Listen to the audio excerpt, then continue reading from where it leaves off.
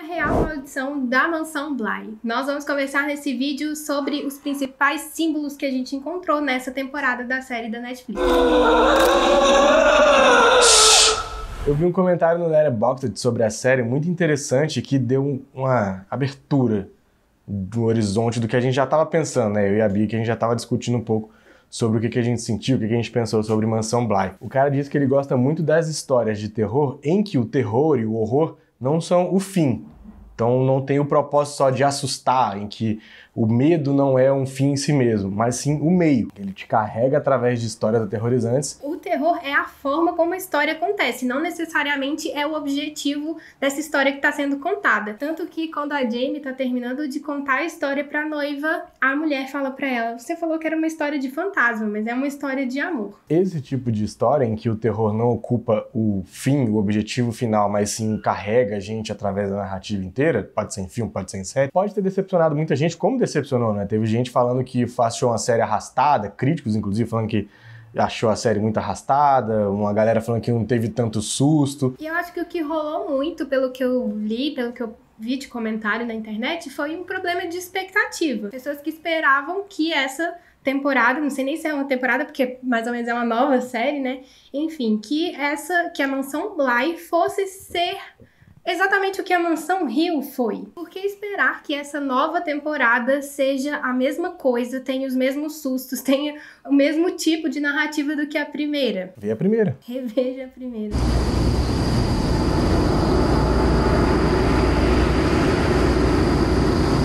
De perda e o romance rodeado pelo sobrenatural nos agradou demais. Nessa temporada, os personagens são ainda mais aterrorizados por sentimentos como perda, culpa, ganância. Não é à toa que olhar no espelho ativa na Dani uma lembrança do seu ex-namorado, afinal ela sente uma culpa imensa pela morte dele. Se vê, ativa essas coisas na gente, né? No caso dela, ativa memórias que estão guardadas lá no fundo, que ela não quer mexer, mas que quando ela vê um espelho, ela vê o reflexo dela e pensa em tudo que ela causou pro ex-namorado dela. Causou não, né? O cara morreu de uma fatalidade. Na cabeça dela. Mas é isso, ativa exatamente, na cabeça dela ela foi a causa daquele atropelamento bizarro. Ainda tem a Viola também, né? Que aparece só lá na frente da temporada e quando ela se olha no espelho, ela vê que ela tá morta. É um reconhecimento do que ela tá passando, ela tá por uma negação naquele momento. E ali tem uma mistura com o Dorian Gray bem interessante, né? Que tem a história do Dorian Gray, ele se conserva através do quadro, o quadro envelhece e ele não, né? Em Mansão Bly, a Viola tá morta no espelho, mas ali naquele universo dela... Dentro do baú. Né? Naquela... Como a narradora mesmo diz, né, naquele centro gravitacional dela, ela continua viva, né, ela ainda se vê viva. E ela não quer de forma alguma se enxergar morta. Por isso que ela tampa, assim como a Dani também tampa os espelhos, para não ver o ex-namorado e reativar todas essas lembranças ruins. E não é à toa também que tem o símbolo do óculos, porque ele também, de certa forma, dá um reflexo, né? Não à toa fica o reflexo da luz do caminhão que atropelou o cara preso no óculos dele, e ela só consegue se livrar dessa memória quando ela finalmente destrói aquele objeto, né? Como se ele fosse... Como não, né? Já que ele era o símbolo dessa memória, dessa lembrança ruim que é o ex-namorado dela. E é curioso como ninguém queria pegar o óculos, né? A mãe não queria ficar com o óculos, aí dá pra ela não, mas ela acaba carregando, e aquilo vai meio que atormentando ela porque ela não consegue seguir, né? Ela não consegue seguir a vida. O óculos, nesse sentido, também é um símbolo. Ele, quando é destruído, é o momento que ela consegue seguir em frente e ela para de ver esse fantasma. E, além de tudo, ele carrega algo muito pesado, que é assim, ela tava se casando num relacionamento hétero com o cara, eles eram namoradinhos de infância, mas desde cedo a gente vai vendo que ela, né, tipo, achava estranho toda aquela situação, até que ela se apaixona pela Jamie. Ela só consegue se entregar a Jamie, ela só consegue se entregar a esse amor com a Jamie quando ela finalmente destrói aquele óculos que representava este casamento dela, que não ocorreu, né? E eu acho que também é uma falta de visão, né? Uma falta de percepção do cara, de perceber que eles eram amigos e não que eles eram pra casar, era um amor de amizade. Falta de percepção, enfim, casar. Lá. É porque tem aquela coisa, né, padrãozinho, e a namoradinha, e o namoradinho. E eles encarnaram isso durante a vida inteira, né? Aquele noivado já estava uma situação bem estranha, né? A gente já via toda a estranheza dela com a situação, não estava muito contente. Aí ela recebe o vestido de noiva da sogra ainda por cima, né? Todo o peso ali, tipo, aqui a tradição do casamento e tal.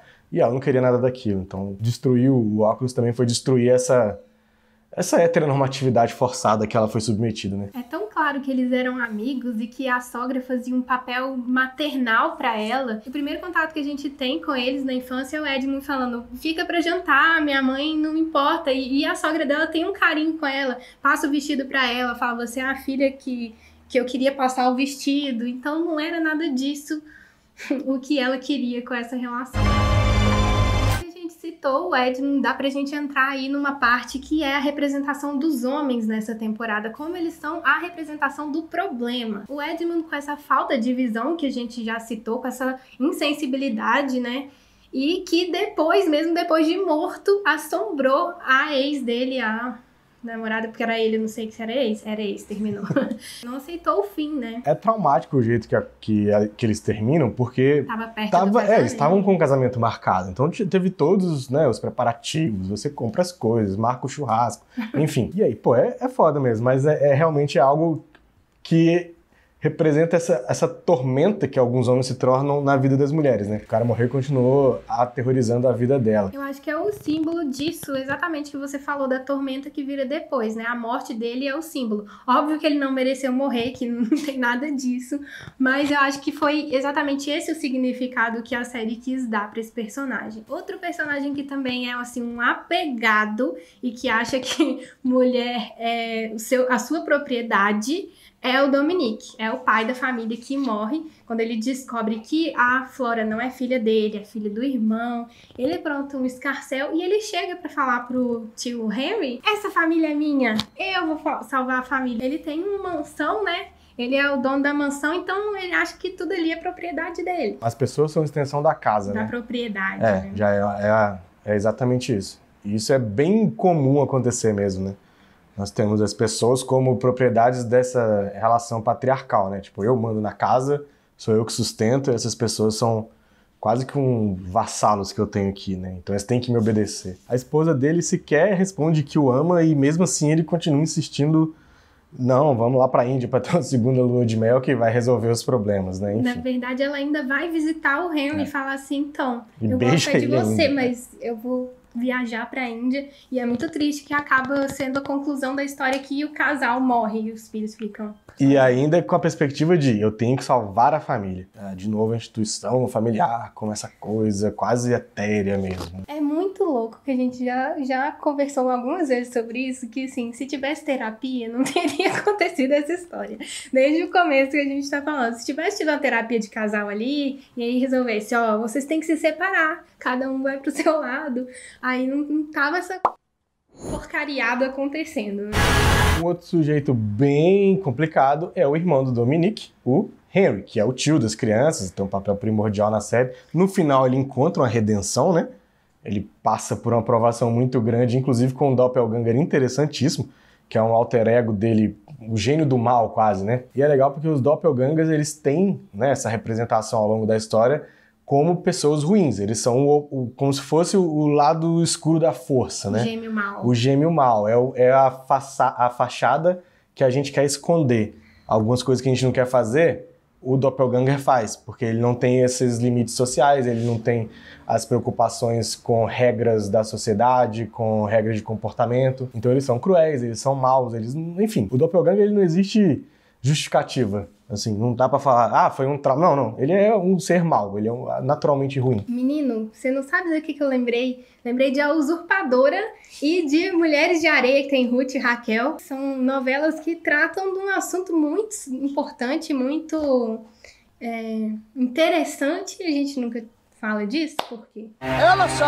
Nesse caso do Henry, o duplo mal dele é o duplo que fica trazendo ele pra realidade. Atende esse telefone. Você vai ligar? Não vai ser ela que vai atender. Eles morreram. Leva ele pro passado que é muito aflitivo pra ele. Ele funciona como uma tormenta pra ele mesmo. Inclusive, o duplo dele toma conta, de certa forma, do alcoolismo dele. Tipo assim, de novo, né? Tá bebendo uísque. Tipo assim, você vai ficar se escondendo nisso até quando, né? Até quando você vai usar a bebida como uma muleta para você ficar se apoiando para não ter que encarar a realidade, que você é um cara ruim, enfim. Que seus sobrinhos estão abandonados e você não quer ser... Você causou a morte do seu irmão. E ele trata muito da culpa, que é o que a gente tá falando desde o início do vídeo. Eu achei esse episódio, que é o episódio 6, que tem essa relação dele com o duplo, me deu uma vibe Twin Peaks, me deu uma referência, assim, parecendo aquela vibe estranha. Até os monstros que aparecem, pra mim, me lembram um pouquinho. O personagem masculino que a gente ficou pensando foi no Miles. Ele é uma criança, então ele não é tão horrível assim, ele não carrega tantos pesos na vida dele, né, afinal. Só que ele também é uma representação meio problemática, assim. Ele tem facilidade de receber o Peter no corpo, o Peter tem muito acesso, ele aceita aquela troca que a Flora não aceita, né? Ele acaba caindo na do Peter e ele também mata aquele pombo. Ele é um satanás, pula o negócio. Lá na escola ele é um menino meio psicopata. Mas eu vejo também ele como a representação de uma criança que enfrentou um trauma muito grande, que é a morte dos pais. Ele já é mais velho que a Flora, então ele já tem muito mais noção do que isso significa. Então ele lida com aquilo de uma forma muito pior, porque ele já tem mais noção do que é a vida, do que é a morte. Então ele tem essas válvulas de escape, né? Ele se torna uma criança violenta, né? Ele quebra o braço do menino, mata o pombo, como você falou, mas é aquela situação que você pensa, é uma criança, ele precisa de... Ele quebra o próprio braço. Ele quebra o próprio braço porque ele se joga da árvore, né? E depois, mas ele enforca o garoto, né?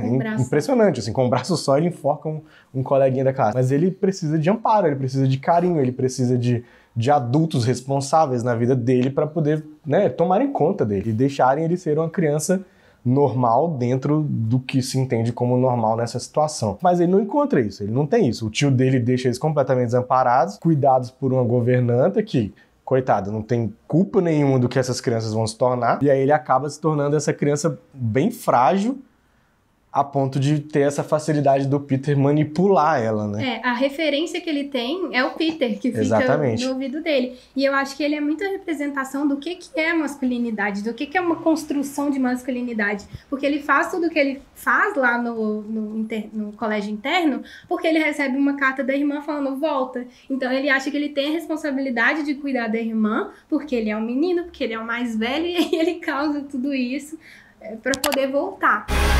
E já que a gente falou no Peter... Gente, é o demônio da temporada, né? Nossa senhora! Primeiro que ele fica lá nos vidros com aquela cara horrível. É muito legal como é construído na temporada esse fantasma de, tipo, a gente vai descobrindo aos poucos, será que é o cara mesmo? Não é o cara mesmo, é um fantasma do cara. Como é que ele ficou preso aqui? Como é que ele morreu aqui? E não bastou ele atormentar a Elizabeth Moss, ele agora tá atormentando outras mulheres também. Você falou que era meio homem invisível, né, essa temporada dos caras, que eles são os piores fantasmas. E ele, pra mim, é a representação dessa tormenta, de ser atormentado pela ganância, porque ele acaba acontecendo tudo o que acontece com ele, porque ele é ganancioso, porque ele tá o tempo todo tentando roubar alguma coisa ali na casa, ele quer ser alguém, ele quer mostrar que é alguém. E, além de tudo, representa o máximo de um relacionamento abusivo, né? Já que ele causou a morte da Jessel para poder ficar com ela. Ele não deixa a mulher seguir a vida dela no mundo dos vivos por puro egoísmo. Simplesmente resolveu que ela ia ser a mulher dele para sempre e aí meio que obriga ela a se matar praticamente, né?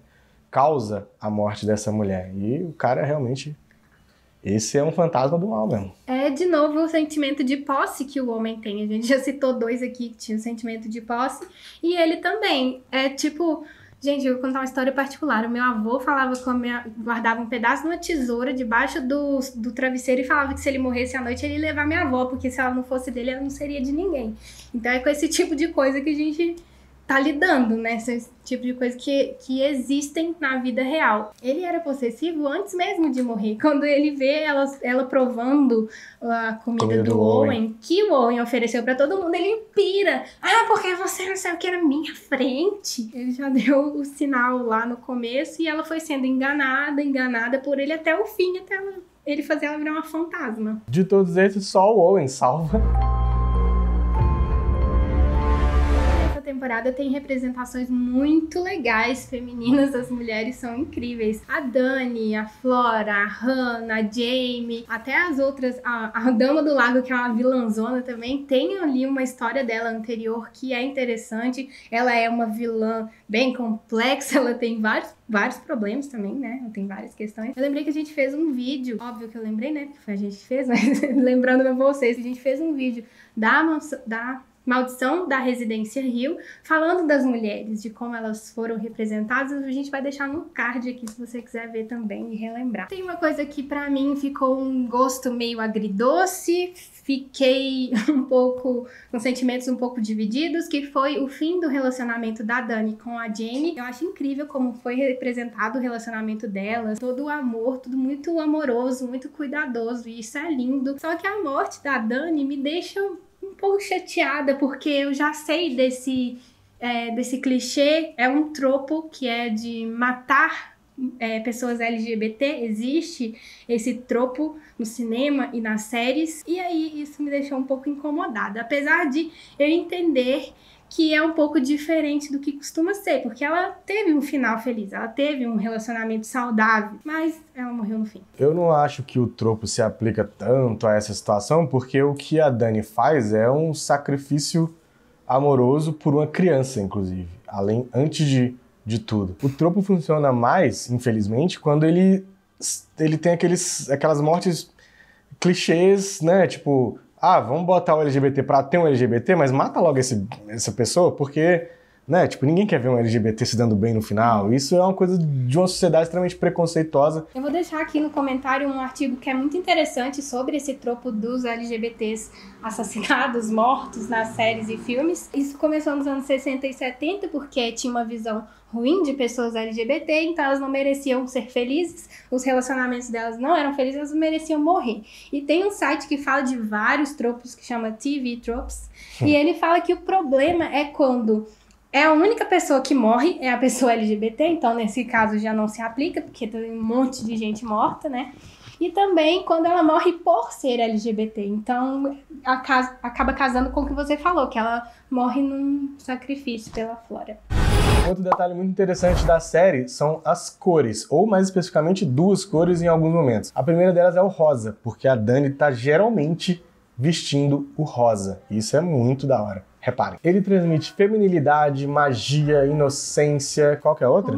Romantismo. É bem a definição da personagem da Dani, né?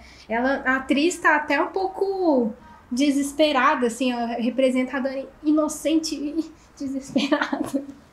Não tem nada a ver com a outra temporada. A Dani é uma personagem totalmente inocente, ela é muito inocente, ela tá no meio desse furacão, dessa confusão. Não à toa ela é quem salva, quem acaba com essa maldição. Ela é inocente não no sentido de ser boba, né? De ser ingênua. Ela é inocente mesmo de, assim... de boa. É uma pessoa boa, que inclusive aceita um emprego na Mansão Bly pra tentar fugir do trauma que ela sofreu na cidade, lá nos Estados Unidos, não lembro qual cidade que ela era. A bateria deu uma caída aqui, descarregou, por isso que tá diferente a cor. A gente vai carregar e já voltou. Tem um momento em que tá Jamie, Flora e Dani com roupas roxas, com diferentes tons de roxo, e tá muito sincronizadinho, assim. Quando a gente começou a perceber que a roupa da Dani era sempre rosa, a gente começou a ficar mais atento pra esses elementos do figurino, para essas cores. E o roxo também tem significados importantes, ligado à magia, a mistério, e associado também à bravura e coragem, o que faz total sentido ser usado como elemento dessas três personagens. É uma cor também que ficou muito ligada e foi usada pelos movimentos feministas, ainda é usado, e eu acho que ter essas três nesse momento Girl Power faz todo sentido. Teve uma hora também, mas aí eu teria que rever, porque eu não lembro se realmente foi desse jeito, mas eu não me lembro da Flora usar muito rosa. E tem um momento em que dá meio que uma virada no episódio que a gente acompanha ela tendo os saltos, né? Quando ela fala que ela tava muito... Eu acho mó bonitinho, porque é uma criancinha falando uma palavra dessa, né? Como é que era a palavra que ela usava? Esplêndido. Não, era absorta. Ela fala, eu estou muito absorta. E, tipo, quando elas fazem essas viagens e voltam nas memórias, isso é muito legal também. Não costuma usar umas palavras complexas assim, né? Absorta. Claramente é um fantasma que tava dentro dela. Mas daí ela começa a usar mais o rosa também. Neste episódio, especificamente, ela tá usando bastante o rosa, fazendo uma conexão com a Dani, né? Que é bem interessante. Mas é isso, eu não lembro se ela usou em outros momentos ou se eu só prestei atenção depois que a gente sacou que a Dani usa o rosa quase que o tempo inteiro na série, né? Eu queria falar só um pouquinho da Hannah, que a gente nem entrou muito na personagem dela e que é uma personagem muito rica e muito interessante. A Hannah tá usando sempre cores vermelhas, terrosas, ela tem aquelas velas que ela fica acendendo, cores muito fortes que representam essa personalidade dela também, que é meio terra, né? Meio grudada à realidade, apesar dela ser um fantasma. Eu vejo a Hannah fazendo um elo muito interessante entre o mundo dos mortos e o mundo dos vivos, já que ela morreu quando a Dani chega, né? Ela já estava morta. Então ela é um fantasma que as pessoas veem, mas é meio que um fantasma do bem, porque ela é o que faz eles sacarem e o que faz a Dani também entender melhor qual que é aquela situação que eles estão lidando, né? Inclusive o episódio da Hannah, o episódio 5, que a gente acompanha, né, toda a personagem dela. Aliás, isso é um ponto muito positivo da série. Ela desenvolve os personagens e isso é muito legal, porque série tem muito isso, né? Ela desenvolve personagens. Sensacional, assim, a gente vai se afeiçoando a cada um deles e vai entendendo cada um deles, as motivações, os problemas, os traumas, enfim. Voltando pra Hannah, o episódio dela me lembrou bastante o Brilho Eterno de uma Mente Sem Lembranças em alguns momentos. Tem uma hora que ela vai andando e que vai escurecendo, que é igualzinho que o Brilho Eterno de uma Mente Sem Lembranças faz, né? Ela vai meio que tentando alcançar, mas vai se apagando como se fosse a impossibilidade, né? Tipo, ela não dá pra você chegar. Mas ela não consegue, a gente também tem dificuldade de acompanhar a rapidez das mudanças. Então foram as nossas impressões sobre essa temporada, a gente curtiu muito, gostamos de ver essa outra face. Espero que vocês tenham curtido o vídeo. Deixa aqui no comentário se você curtiu a temporada, se tem algum símbolo que você também percebeu, e vamos conversar. E eu espero que tenha uma terceira, que venha mais uma maldição de alguma outra casa. E quem sabe a maldição da Casa Branca, por exemplo? Ia ser legal. Teve residência, teve mansão, agora casa. Casa Branca, exatamente. Mas enfim, eu gostei bastante também, achei muito boa, muito, muito, muito boa mesmo. Se inscrevam, curtam, compartilhem e tchau. Deixa eu fingir aqui que eu vou...